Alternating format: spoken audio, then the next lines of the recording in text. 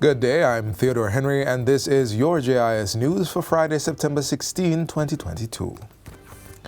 5 new judges have been appointed to serve in the Court of Appeal and the Supreme Court. Justice Castor has been appointed to act as judge of the Court of Appeal. Masters Pamela Mason and Stephanie Orr, along with Her Honor Opal Smith and His Honor Dale Staple, have been appointed to act as puisne judges. They were given their instruments of appointments during a ceremony at King's House on Tuesday.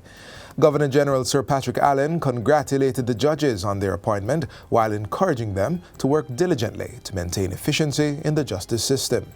May I encourage each one of you to always make excellence your watchword, and remember that justice is the framework of the sustainable future to which we are all committed. I wish you a successful tenure. Chief Justice Brian Sykes says all the judges have exhibited the characteristics that make them worthy of appointment. President of the Court of Appeal, Justice Patrick Brooks, similarly expressed confidence in their competence, pointing out that they had all acted in the capacity before.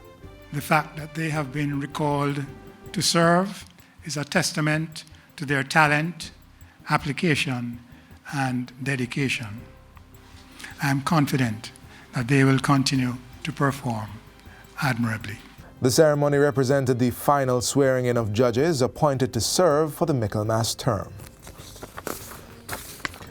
Prime Minister Andrew Holness is expressing confidence that the Sixth Form Pathways program will assist with deviance among Jamaica's youth. Under the program, 2 additional years have been added to the mandatory secondary school period of study, allowing students to attain 1 or more certification.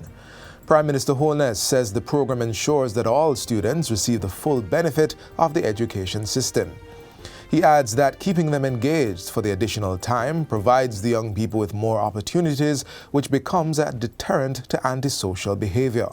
We cannot deny the fundamental intelligence behind extending the school year from 5 to 7. Get more of our youth in school and keep them there for as long as you can. The Prime Minister was addressing a recent education sector town hall meeting held at Jamaica College in St. Andrew.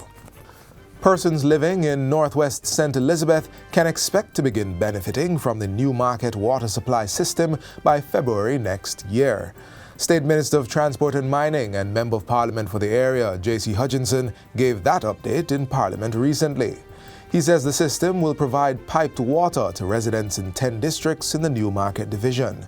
In the Lacovia division, a water line will be coming from Magotty to Newton, which will be able to supply water to the district of Cocoa and surrounding areas. The Maple solar water system has suffered many setbacks over the years, as it was slated to have been completed in 2021, but was plagued with land acquisition issues. However, work is progressing, and the residents of Maple and Ginger Hill will be getting water by the end of 2022. The minister also revealed that by the end of this month, 94 roads in the area would have signs as part of an ongoing project to erect signs throughout the constituency. In the meantime, farmers in Northwest St. Elizabeth will soon be embarking on a project to grow and export castor bean on a larger scale. State Minister of Transport and Mining and Member of Parliament for the area, J.C. Hutchinson, also made that announcement in Parliament this week. He says the Jamaica Bauxite Institute, JBI, is now working on establishing a castor bean project using mined-out bauxite lands close to the area. While we in Northwest St. Elizabeth are outside of the bauxite mining belt, there are already many farmers who are cultivating castor. They are looking to partner with the JBI in this venture. We see this project as a game changer for these farmers in the constituency. The minister says under the project, the farmers will process the castor beans to extract castor oil for export, tapping into a multi-billion-dollar industry. Students at Franklin Town Primary are enjoying a newly painted school building. A mural signifying the friendship between Jamaica and the Dominican Republic, as well as similarities between the two cultures, has also been unveiled at the institution.